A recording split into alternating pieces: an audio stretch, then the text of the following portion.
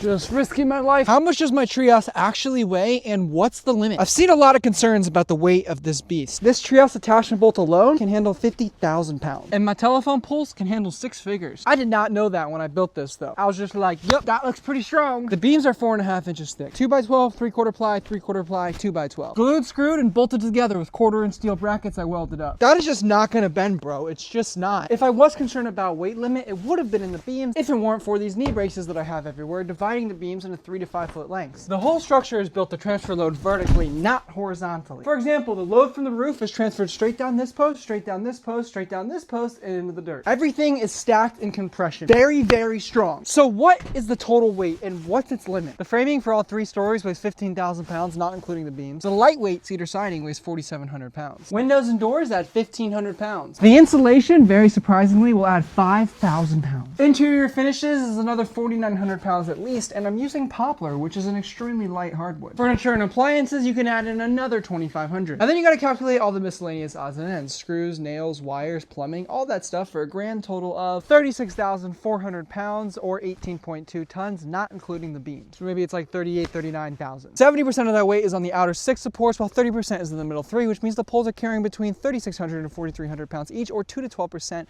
of the 35,000 to 175,000 pounds that they are rated for, with the minimum 315,000 safe load up to 1.57 million safe load, which is largely thanks to the lower story, which effectively doubles the amount of weight the poles can carry without buckling. Point is, they're very strong. No other part of the treehouse can handle that kind of weight, especially not the beams. But I don't know, I'm not a structural engineer.